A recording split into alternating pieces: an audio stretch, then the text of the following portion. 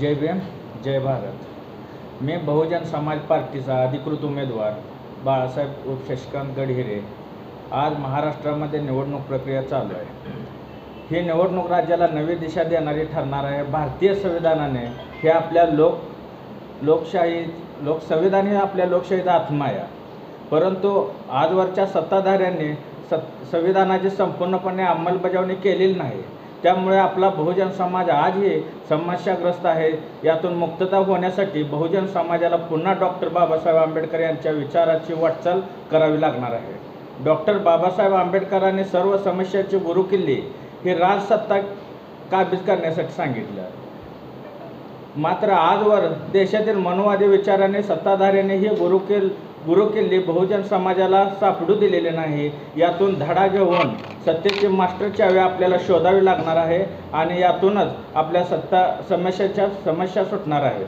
Doctor Babasaheb आंबेडकरांच्या विचारांची प्रेरणा घेऊन मान्यवर काशीराम साहेबांनी देशातील बहुजन समाजाला सत्ताप्राप्तीसाठी जागे केले. प्रारंभी बॉम्बसेपच्या माध्यमातून कर्मचारी संघटित केले, त्यानंतर DS4च्या माध्यमातून युवा वर्ग जागृत केला आणि पुढे बहुजन समाज पार्टीच्या माध्यमातून 85% लोकांना राजकीय मंच दिला. आज बहुजन समाज पार्टी हा देशातील 3 नंबरचा राष्ट्रीय पक्ष आहे. डॉक्टर बाबासाहेब आंबेडकरांनी ज्या हत्तीचिन्हावर निवडणूक लढवली तेच हत्तीचिन्ह हे बहुजन समाज पार्टीचे राष्ट्रीय सिंबल आहे. समतेचे प्रतीक असणारा निळा झेंडा हे बहुजन समाज पार्टीचे निशाण आहे. ही बहुजन समाजाची संपत्ती असताना बहुजन समाज भरकटलेला आहे. मनोवादी विचारांच्या मागे जात असल्याने ह्या समाजाला आत्मचिंतन करण्याची गरज आहे. संविधान विरोधी, आरक्षण विरोधी, बहुजनांच्या विरोधी, शेतकऱ्यांच्या विरोधी असलेले ही सरकार नेस्तनाबूत करण्यासाठी तसेच शाहू फुले आंबेडकरांच्या विचार जपण्यासाठी प्रत्येक कुटुंबाने बहुजन समाजाच्या हत्तीला ताकदवर केलं पाहिजे. त्या बहुजन समाज पार्टीच्या हत्तीच्या मागे ताकदीने उभं राहिलं पाहिजे. ज्याप्रमाणे लोकसभेला काँग्रेसने संविधान हातात घेऊन संविधान बचाव ही नारा देऊन समाजाची दिशाभूल केली, त्याचप्रमाणे आज सांगोल तालुक्यात दुसऱ्या समाजाची भीती, मराठा समाजाची भीती दाखवून शेतकरी कामगार पक्ष आजपर्यंत 50 वर्ष असेल, आजपर्यंत जेव्हापासून आमचा दलित समाज मतं टाकत आला तेव्हापासून मतदान घेत आला आहे. पण या सांगोल तालुक्यातील प्रस्थापित व्यवस्था, जे प्रस्थापित लोक आहेत ते, या लोकांना दलित समाजाचा प्रश्न काय आहे असा प्रश्न विचारला तरी एकालाही सांगता येणार नाही आमच्या दलित समाजाचा प्रश्न काय. 50 वर्ष हा शेतीवरच, पाण्यावरच प्रश्न चालला, पण ह्या शेतकरी कामगार पक्ष नाव असणाऱ्या पक्षाने शेतकऱ्याचाही प्रश्न त्यांना सांगता आला नाही. फक्त पाण्याचा प्रश्न घेऊन 50 वर्ष लढाई झाली, पण शेतकऱ्याच्या प्रत्येक मालाला, शेतीच्या मालाला हमीभाव कायदा झाला पाहिजे ह्याच्यावर कधी लढाई करण्यात आली नाही. ज्याप्रमाणे दलित समाजाची दिशाभूल केली तशी शेतकऱ्याची दिशाभूल केली आणि दीपक आबांना आज कायम सत्तेत आहे. शेकापचे असू द्या ना बापूची सत्ता आलेली असू द्या, कायम सत्तेत असूनही आज कोणता नवीन विषय घेऊन समाजा पुढे जाणार आहेत. तर ह्या दलित समाजानं आपल्या निळ्या झेंड्याखाली एकत्र आलं पाहिजे. आपल्या निळ्या झेंड्याचं समाजाचा प्रश्न काय आहेत, तर आम्ही बहुजन समाज पार्टी जे आमचा जाहीरनामा आहे ते आमचा कायमच जाहीरनामा आहे की संविधान बचाव किंवा संविधानाची अंमलबजावणी, संविधान जनजागृती, संविधानाचं संरक्षण हे आमचा कायम राहिलेला जाहीरनामा आहे. हे आम्हाला कुणी काय देण्याची नवीन गरज नाही. आम्हाला डॉक्टर बाबासाहेब आंबेडकरांनी जे आमच्या गोष्टी आहेत, त्या हक्काच्या गोष्टी आहेत, ते सगळ्यात देऊन ठेवले त्या. पण आजपर्यंत आम्ही आमच्या मताचा अधिकार हाही दुसऱ्यांनाच राजा बनवण्यासाठी दिला. त्यामुळं आमच्यापर्यंत त्या गोष्टी पोचल्या नाहीत त्या. तर आमचं मागण्या काय त्या, दलित समाज काय, आमच्या मागण्या म्हणजे आम्हाला काय वेगळं मागायची गरज नाही. डॉक्टर बाबासाहेब आंबेडकरांनी ज्या गोष्टी आम्हाला दिल्या त्याच गोष्टी आहेत त्या. ज्या आम्हाला डॉक्टर बाबासाहेब आंबेडकरांनी संविधान दिले, संविधानात न्याय, समता, स्वातंत्र्य, बंधुता जे मूलभूत हक्क आहेत ते ह्यांचे वेळोवेळी अंमलबजावणी होणं गरजेचं आहे. पण ह्याची पायमल्ली होताना दिसत आहे. आणि हे जे 1 ऑगस्टला सुप्रीम कोर्टाने निर्णय दिला SC आणि STचं वर्गीकरण, हे पुन्हा एकदा मनोवादी व्यवस्था निर्माण करण्याचं त्याचं प्रकार आहे. जे मनोवादी व्यवस्थेमध्ये ब्राह्मण, वैश्य, शूद्र आणि अतिशूद्र हा प्रकार होता, त्याचप्रमाणे SC आणि STमध्ये वर्गीकरण करून, SCमध्ये वर्गीकरण करून त्यांच्यामध्ये फूट पाडण्याचा प्रयत्न करून फोडा आणि राज्य करण्याची भूमिका राज्यात BJP असेल किंवा काँग्रेस असेल या दोघांनी घेतलेली आहे.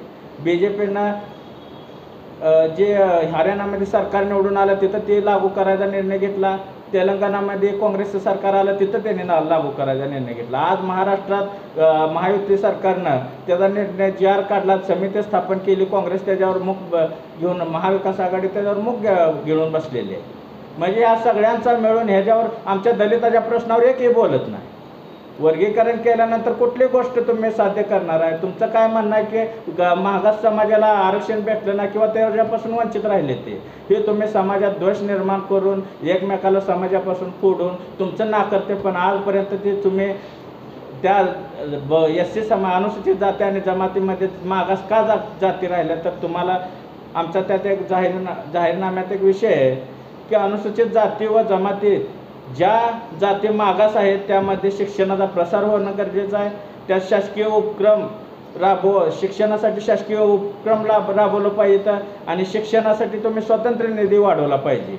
ह्या तुम्ही केल्यानंतर आमच्या समाजातील मागास जाती राहिलेल्या आहेत त्यांचा विकास होऊ शकतो, शिक्षण भेटू शकते. पण तुम्ही शिक्षण बी संपवण्याचा प्रयत्न चालू केला. सुप्रीम कोर्टाने दिलेला निर्णय रद्द झाला पाहिजे किंवा त्याची अंमलबजावणी या महाराष्ट्र राज्यामध्ये झाली नाही पाहिजे. ह्याच्यासाठी कुठलं सरकार BJP असेल, काँग्रेस असेल ह्याच्यावर बोलत नाही. ह्या सांगोल तालुक्यातला विषय शेतकरी कामगार पक्ष हाही त्याच्यावर ह्या विषयावर बोलत नाही. तर दलिताचा प्रश्न घेऊन कोण जाणार आहे का नाही हा आमचा प्रश्न आहे. ह्याच्यासाठी बहुजन समाज पार्टी कायम लढत राहिलेली आहे, लढत राहणार आहे. आणि आज ती कंडिशन आहे की आम्ही सुद्धा आमच्या दलित समाजानं आमच्या प्रश्नाखाली जर काही एकत्र आले तर आपला आमदार होऊ शकतोय. आणि ही दलित समाजाची चळवळ कायम राहणार आहे. माध्यमांच्या माध्यमातून, मीडियाच्या माध्यमातून मी दलित समाजाचे काय प्रश्न असतील, ह्या प्रस्थापितांकडून आमचे प्रश्न नसतील ह्या माध्यमातून लोकांपर्यंत पोहोचवण्याचा प्रयत्न करतोय. सुप्रीम कोर्टाने दिलेला निर्णय रद्द करावा. अनुसूचित जाती जमातीतील 341 व 342 ह्या कलमामध्ये जी छेडछाड केलेली आहे ती परत करता येणार नाही म्हणून परिशिष्ट 9मध्ये त्याचा समावेश करण्यात यावा. पदोन्नती 2005ला जे पदोन्नतीला आरक्षणाला सहमती दिली कोर्टानं, ते आज तागायत लागू केलेलं नाही. ती रिक्त जागा जी राहिलेल्या पदोन्नतीतल्या त्या भरण्यात यावा. अनुसूचित जाती जमातीचा बजेटचा कायदा हा मोठा विषय आहे. अनुसूचित जाती जमातीचा जे बजेटचा कायदा झाला पाहिजे, जे आजपर्यंत दलित समाजाच्या विकासासाठी जे निधी दिला जातो ते इतरत्र काय मिळवला जातोय, समाजावर त्याला खर्च केला जात नाही. आणि जे 2012ला 2009ला जे निधी चालू झाला, आता ट्रॅक्टरची योजना असं 3,25,000 2012ला योजना चालू झाली. तर आज त्यावेळेस ट्रॅक्टर आणि ट्रॉली येत होते. आज त्या ट्रॅक्टरची मुंडकं सुद्धा घेत नाही. तर ते निधी वाढला पाहिजे. आणि ह्या लाडकी बहीण योजना इकडल्या वारीला जे 20,000 रुपये दिलं प्रत्येक दिंडीला, अशा काही योजना आहेत त्या अशा योजना काढायच्या आणि हा निधी सगळा सामाजिक न्याय विभागाचा इतरत्र वळवायचा. अशा गोष्टी करण्यात आलेल्या आहेत. ह्याच्यासाठी बजेटचा कायदा झाला पाहिजे. समाजाचा निधी हा समाजाच्या आर्थिक विकासासाठी खर्चला पाहिजे, शिक्षणासाठी खर्चला पाहिजे. कॉन्ट्रॅक्ट पद्धतीने भरली जाणारी पदे ही त्वरित थांबवली जावी.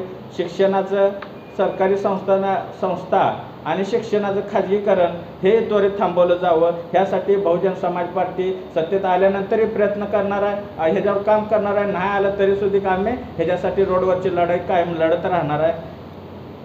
असा अनेक प्रश्न बहुजन समाजाचा आहेत जे सत्ताधारी पक्षाकडे त्याचा एकही प्रश्नही नाही, त्याचं उत्तरही नाही.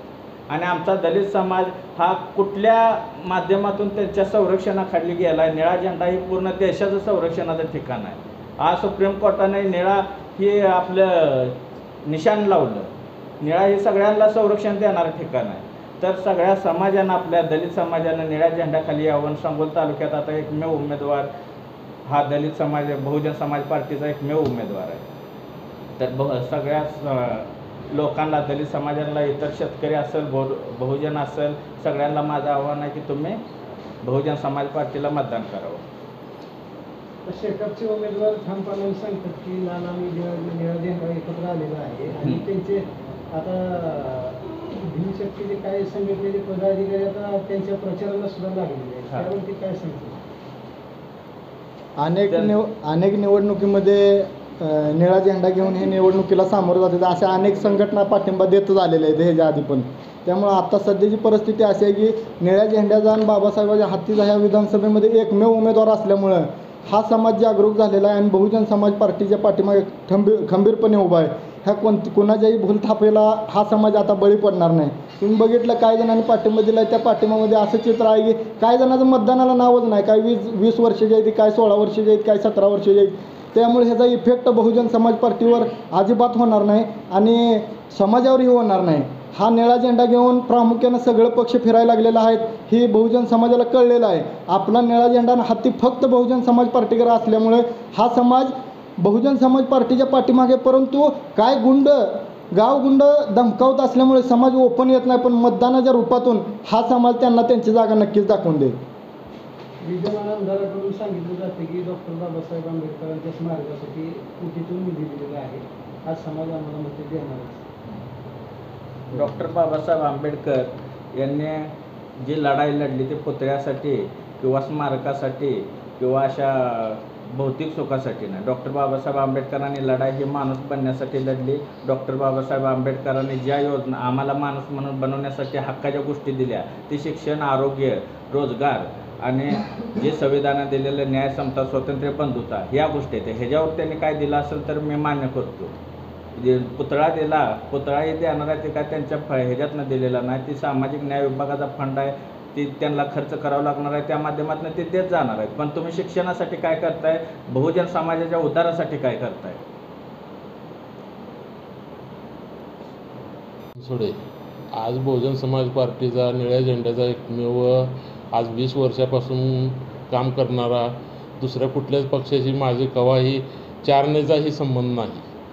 आज मी प्रामाणिकपणे काम करतो. आज माझ्यासारख्या तरुण सर्व तालुक्यातील जे कार्यकर्ता आहे तन मन धनाने आज पार्टीसाठी काम करतो. आज रात्रंदिवस आम्ही आज घर टू घर जाऊन प्रचार यंत्रणा चालू केली. आज 3 उमेदवार आहेत सांगोलात आले, ती बल्लाडे आहेत, त्यांचे पैसेवाले आहेत, त्यांचे पूर्वीपासून त्यांचे कारखानेदारी आहे, सर्व गोष्टी आहेत. आणि आज बहुजन समाज पार्टीनं आम्ही जो आज उमेदवार दिला आहे शशिकांत सुब्राव गडहिरे, हा कार्यकर्ता एक सर्वसाधारण सुशिक्षित कार्यकर्ता आहे. त्याच्यावर विश्वास ठेवून त्यानं इथून पुढं चांगल्या प्रकारे समाजाची सेवा करण्यासाठी, समाजामध्ये जाऊन कामं करण्यासाठी आज उमेदवारी त्यांना दिली. आणि आज आमच्या सांगोला तालुक्यामध्ये विधानसभेमध्ये आज 3 आमदार, अशी परिस्थिती सुवर्णयुग आलं आहे की 3 उमेदवार उभे राहिलेत. आणि त्याच्यात 3 उमेदवारामध्ये आज दलित समाजाची SC कॅटेगरीची 70 ते 80 हजार मतदान आहे. त्या 70 ते 80 हजार मतदानापैकी बौद्ध समाजाचे मतदान 35 ते 40 हजार आहे. आज जो तो उठला आहे आणि प्रत्येकजण प्रत्येक आघाडीकडे निळा झेंडा घेऊन हिंडतोय. त्यांना माहीत झालं आहे की बाबा फक्त निळा झेंडा कशासाठी, तर निळा झेंडा त्यांना निळ्या झेंड्याची लोकं ही विकली जाते असं त्यांचा गैरसमज झालेला आहे. निळ्या झेंड्याची लोकं विकली जाते, त्यामुळे त्यांनी प्रत्येकजणांनी त्यांच्या आज 5 वर्ष निळा झेंडा त्यांना दिसला नाही. 5 वर्ष निळा झेंडा लावून हिंडली नाहीत, निळ्या टोप्या घालून हिंडली नाहीत. आज निळा झेंडा लावून टोप्या घालून हिंडायची वेळ बहुजन समाज पार्टीने त्यांच्यावर आणली. आज बहुजन समाज पार्टीनं आज आमचा उमेदवार जर समाजानं तन मन धनानं जर उमेदवाराला मतदान केलं तर आमचा उमेदवार निवडून जाऊ शकतो. आणि येणाऱ्या भविष्यात कोण पडतंय कोण निवडून येतं ह्याच्याशी आम्हाला देणं घेणं नाही. आम्हाला आमच्या फुले शाहू आंबेडकर चळवळीचा अजेंडा ही आम्हाला घरोघरी पोचवायचा आहे. त्यासाठी बहुजन समाज पार्टी इथून पुढं बी काम करते, आतापर्यंत करत आली. आज या ठिकाणी पत्रकार बंधूंनी आम्ही बोलवलेल्या मिटिंगला आले, त्याबद्दल त्यांचं